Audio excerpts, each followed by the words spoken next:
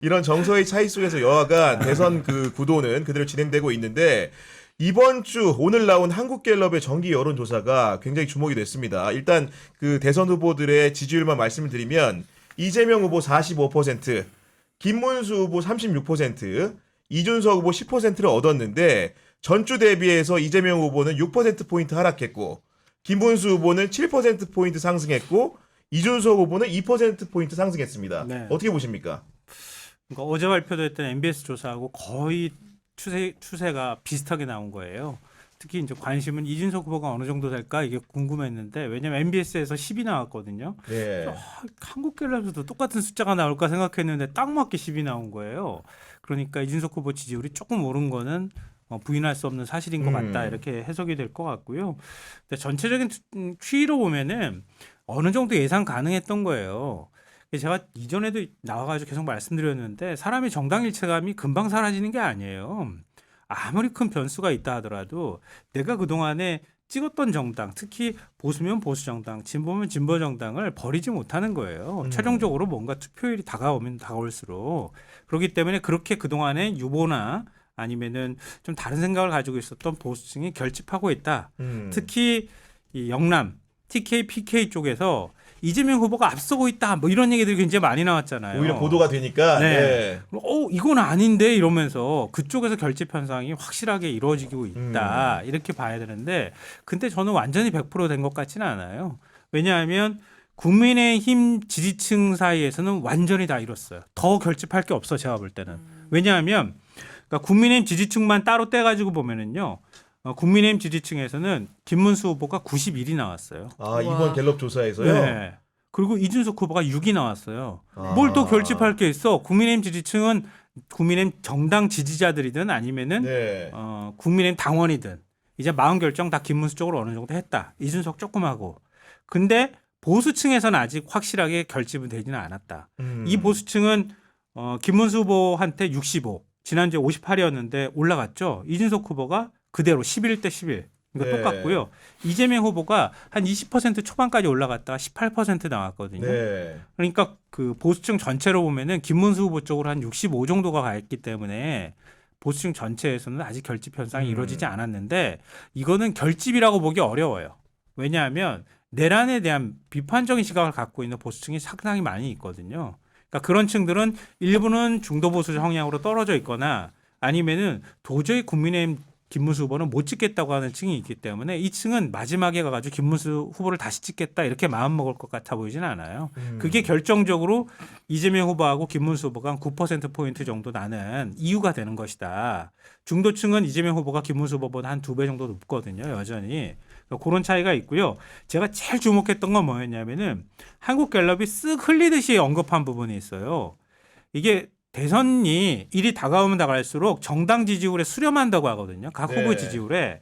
정당 지지율 추이도 민주당 지지율이 6% 빠지고 국민의힘 지지율이 6% 올라갔어요. 거의 비슷하게 후보별 지지율하고 같이 움직였는데 정당 지지율에서 무당층 비율이 큰 선거 앞두고 난 다음에 마지막 남아있는 무당층 비율 정도까지 다 좁혀졌다고 평가했어요. 이번에 한국갤럽이. 이 얘기는 뭐냐면 무당층이 지난주에 15였는데 이번에 13% 잡혔거든요. 이거는 큰 대선 앞두고 난 다음에 다 결집했을 때 나타날 때 보통 요 정도 숫자가 나온다는 거예요. 이 뜻은 더 이제 마음 결정할 사람들이 많이 없다. 이런 뜻이에요.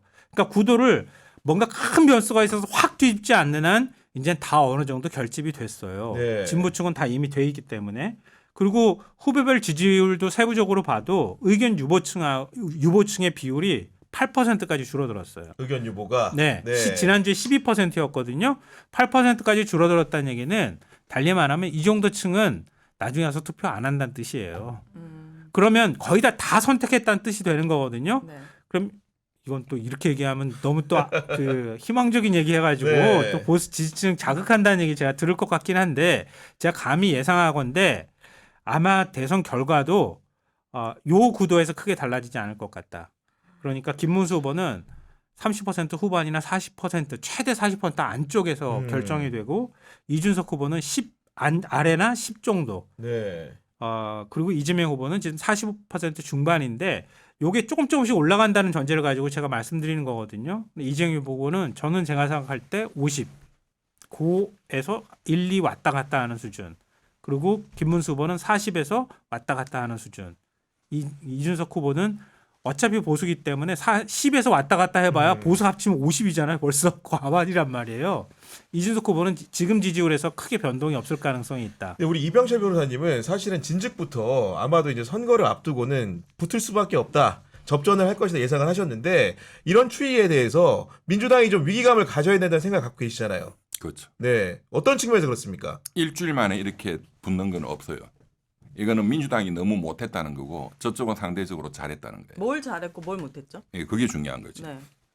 그 경향신문이 엄청나게 중요한 거. 네. 제가 그 저희가 준비한 사진이 지금 떠 있나요? 여론조사 추이를 이제 정밀 분석한 자료죠. 네. 지금 한번 제시되고 있을 겁니다. 지금. 네. 화면에 떠 있나요? 네, 화면에 나오고 있습니다. 그게 엄청나게 중요한 거예요. 그 서울대 교수팀하고 경향신문이 했던데 이제 제가 3년 전에 그때는 제가 이런 데 안 나왔지만 그 3년 전 0.73% 차이로 승부가 났잖아요. 23만 표. 맞습니다. 예, 그게 제가 한 달 전부터 국민의힘 쪽에 그다음에 이제 일주일 전부터는 매일 제 나름대로 통계 모형으로 예측해 가지고 전날 제가 내일 당원들이 많이 안 나가면 진다.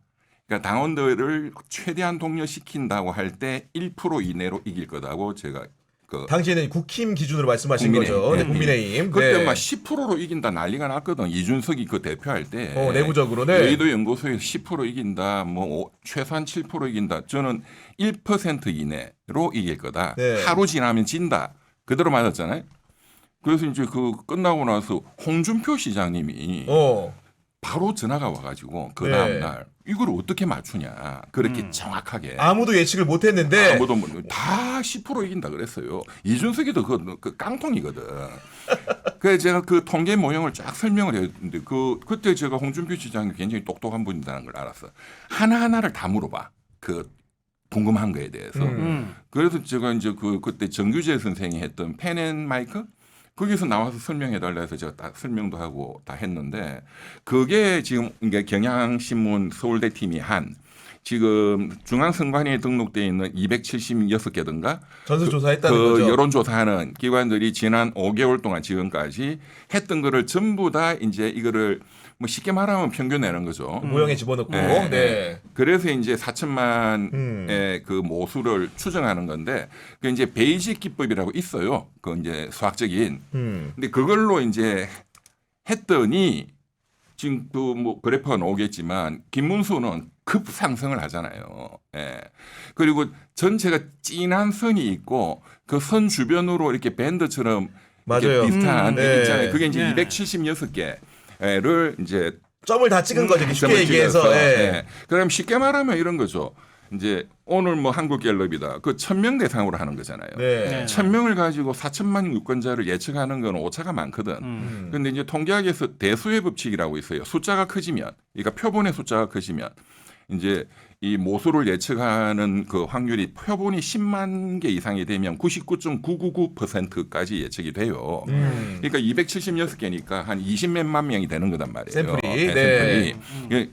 그래서 이제 그 통계 기법으로 예측했다. 이게 가장 정확한 겁니다.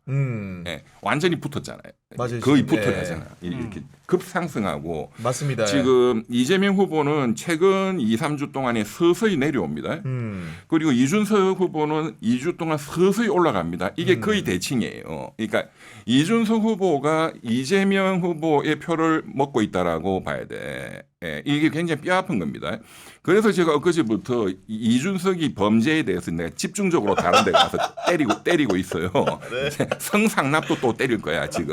근데 원인이 뭐예요? 토론이에요? 아니면 정책에 대해서 국민들이 실망하는 거예요?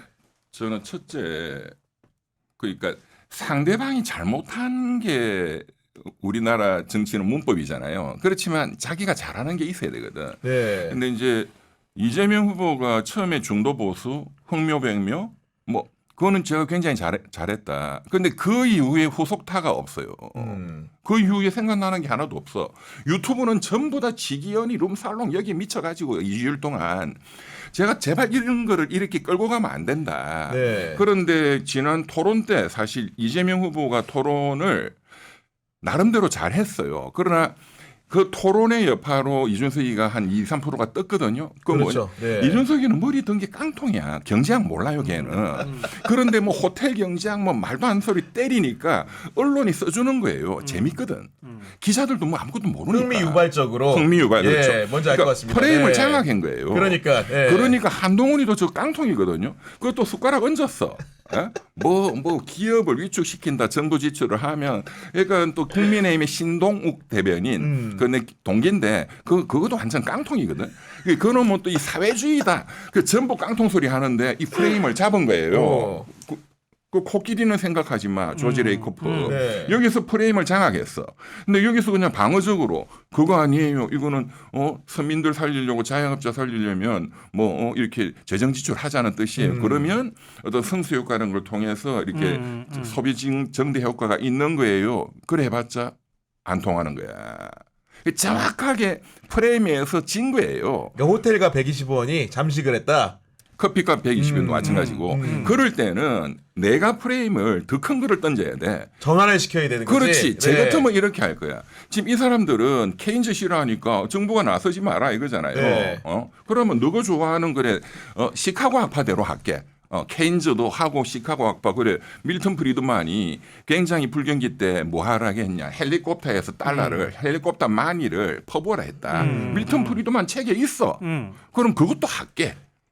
그러면 아마 기자들이 난리가 날 거야. 밀턴 프리드만 헬리콥터 많이 그렇게 개념을 확 바꿔버려야 돼. 뭘 알아야 되지. 네. 근데 이재명 후보한테 그런 경제학적인 깊이를 요구할 수는 없는데 저는 답답한 게 민주당의 참모들이 너무 무능해요. 네, 그게 문제입니다. 그런 부분들이 있는 거다. 커피값 120원도 마찬가지예요. 그 취지는 너무 쉽거든. 아니, 그렇지. 계곡에 그 전혀 다른 상인들 맥락입니다, 그 이게. 정리한 게 계곡 보호도 있지만 그 죽으라고 그 땀 흘려가지고 닭백수 팔아봤자 부가가치가 얼마 없는데 커피라든가 더 부가가치가 높은 업종으로 그렇죠. 전환시키려고. 전업하세요 이거잖아요. 예. 그래서 이제 한 얘기 이거잖아요. 근데 이렇게 말하면은 기자들이 안 써요. 재미가 없잖아. 이럴 때도 좀 재밌는 개념을 기자들이 또 좋아하는 거. 꼭할 만한 걸로. 내 같으면 예. 이렇게 말할 거예요. 이거는 전혀 다른 창조적 파괴를 하라. 이 슈페트가 말한 혁신이다 하면 좋다고 쓸 거야. 그러니까 이 참모들이 제가 보기엔 너무 무능해요. 경제학이 뭔지 아는 사람 한 명도 없어. 여기도 바보지만 여기도 제가 보기에는 바보야. 네. 그런 상황이다 보니까 아니 왜 변호사님을 안 데려갔나? 저는 뭐 민주당에서 관심 없습니다. 저 바보들하고는 근데 왜? 일하기 싫어. 근데 아니. 이거는 저는 조금 반박하고 싶은 게 이병철 변호사님은 기본적으로 언론 지형이 동등하다라는 가정하에 이 모든 걸 설명하시는 것 같아요.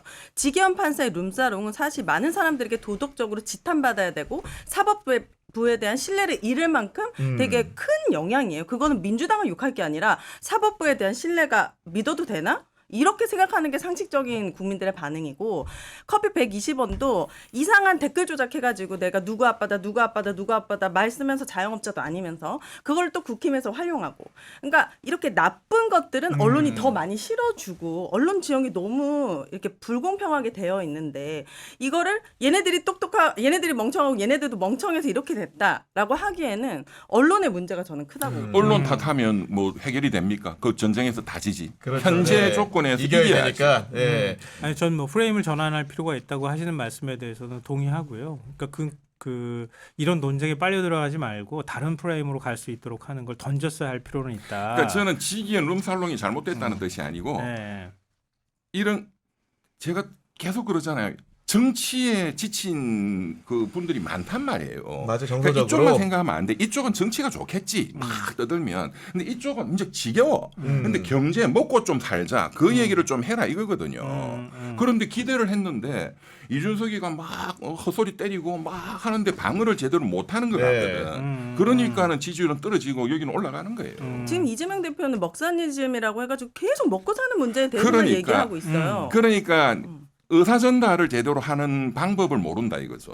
그거는 참모들이 잘 해야 돼요. 그러니까요. 네. 그러니까 저는 오늘 토론회를 하잖아요. 그러니까 지난번 토론회 때도 그런데 이재명 후보가 너무 극단하고 있다 이런 표현을 쓰지 말고 차라리 이준석 후보가 막 싸가지 없게 공격을 하잖아요. 네. 그럼 쓱 받아주는 거예요. 그러니까 능동적으로 대처해라. 쉽게 오히려 얘기해서. 받아주면 네. 돼. 아 그럼 그 비유가 좀 틀렸나요? 아 그러면 우리가 바꿀게요. 에? 그렇게 받아들이는 아니 오히려 거꾸로 그렇게 틀렸다고 생각해요? 알았어요. 그리고 그거 비유가 잘못됐으면 그 본질하고 좀 다른 부분인 거니까. 원래 제가 말하려고 하는 취지는 그거예요. 이런 겁니다. 네. 그러니까 싸가지 없는 애라고 굳이 어른이 같이 싸울 필요가 없어. 싸울 왜 필요는 같이 싸워? 없지만 아닌 거에 대해서는 그럼 이준석이 싸우는 게 의도거든. 이준석은 걔 싸가지 없게 미천을 싸우는 드러나게 게. 해야죠. 그럼 너가 대안을 얘기해봐. 그러니까요. 그 근거를 받아주면서 제시하면. 그렇게 그래 그렇게 받아들였어. 이준석 후보는 그렇게 받을 수 있겠군요. 혹시 같은 젊은 층에서도 이준석 후보랑 비슷한 생각을 하시는 분들이 혹시 있을지 모르겠네요. 그러면서 다른 걸로 얘기를 그런데 꺼내는 평론가님처럼 말씀하시면 네. 점잖은 말씀인데 이성적이죠. 기자들이 안 씁니다. 재미가 없거든요. 그리고 이준석은 이겼다고 기자들. 생각할걸요. 그렇죠. 본인이 그렇지. 완전 제패했다고 그리고 생각해요. 거기에 그게 더 싸가지 없어서 거기에 안 찍어. 지지율이 영향을 받았어요. 맞아요. 네, 자꾸 네. 아니. 팩트를 부인하면 안 돼. 그러니까 우리가 부족한 거를 메꿔야지 남아 있는 시간 동안 뭐 언제 네네. 더 버릴 수 있어요. 충분히. 왜 이재명 후보는 역량이 뛰어난 분이에요. 기본적으로 머리가 좋아. 그 어려운 환경에서 네. 이준석이는 그냥 잔머리가 좋은 거고.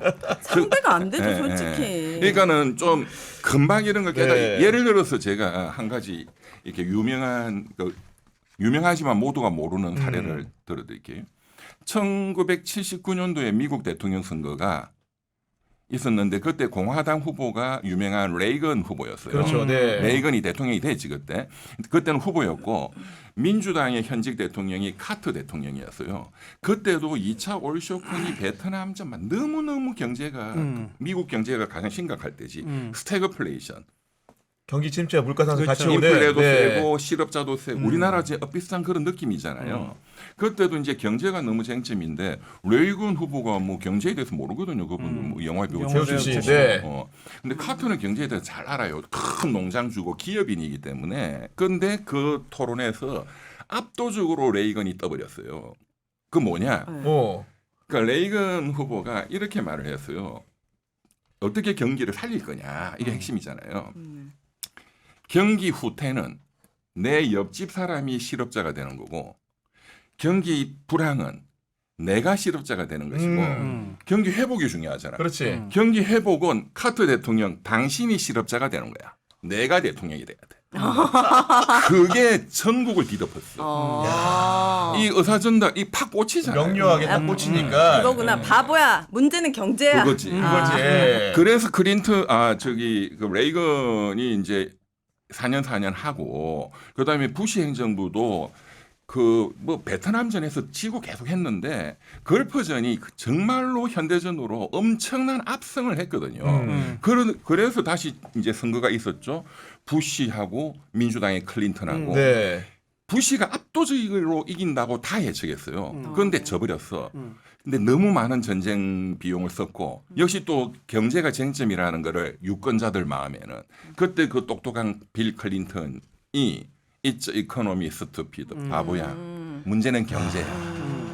지금 그런 비슷한 상황이거든요. 네. 그러니까 뭔가 이제 명료하게 유권자들 귀에 꽂힐 수 있는 표가 필요하다는 생각이 드는 건데 여하간 이걸 기회로 여기는 이제 예를 들어 김문수 후보라든가 이준석 후보 같은 경우에는 이재명 후보를 향해서 맹공을 하고 있고 그 보수 진영에 있는 지지자들은 과연 두 후보가 단일화를 할 것인가 말 것인가를 두고 굉장히 궁금해하고 있는데 네. 이준석 후보는 표면상으로는 단일화 절대 없다. 어제 기자회견까지 열어서 선언을 했는데 보시기에 단일화 할 것 같습니까? 안 할 것 같습니까? 아니 단일화하면 바보지. 지금 이준석 후보가 단일화해서 자기가 이길 수 있다고 생각해요. 또 단일화는 누구로 단일화할 거야? 어떻게 해도 만약에 예를 들어서 뭐 여론조사를 지금 할 시간도 뭐 좀 부족하기는 하지만 뭐 단판을 하면 그러면 후보직 내주겠다는 뜻이에요? 뭐 후보직 내줘가지고 그래 뭐 당권줄 주고 다 주겠다고 얘기는 하고 있지만 그거야 뭐 정권 잡고 난 다음에 다시 생각할 일이고 그럼 어떻게 알겠어요? 그러니까 이준석 후보가 단일화해서 이길 수 있다고 하면 모르겠는데 그 전지도 네. 없는데 무슨 단일화를 해요? 가능하지도 않고요. 단일화했을 때 이준석 후보가 얻을 수 있는 것도 별로 없고요. 결국은 이준석 후보한테 최선의 방법은 제가 볼 땐 이번 대선에서 이준석 후보는 의미 있게 득표하는 거예요. 의미 있게 득표하면 의미 있게 득표한 걸 가지고 보수 재편은 어차피 이루어질 수밖에 없어요. 대선 패배하고 난 다음에 그럼 거기에서 주도권을 행사하는 방향으로 가는 거예요. 이전에는 쫓겨났지만 이제는 주인으로 보수 개혁을 주도하는 형태로 가야 그래야 확실히 자기를 중심으로 해서 보수를 재편할 수 있는 거예요. 그렇게 재편하는 과정들을 하나하나씩 밟아나가는 과정을 해야 이번에 대선 도전했던 것처럼 다음번 대선도 가능한 거예요. 그거는 너무 저는 우리 평론가님이 이준석을 정상적인 사고라는 사람이라고 판단을 했기 때문에 아니, 왜 그런 내 말씀을 얘기를 할 하고 때마다 굉장히 거기다 분들이 많아요. 이충을 예, 그러니까 양자가. 이준석이라는 네. 사람은 당의 승리, 보수의 개혁 이딴 거 필요 없고 내 자리가 얼만큼 있지? 내가 지금 국힘과 단일하면 얼만큼을 먹을 수 있지?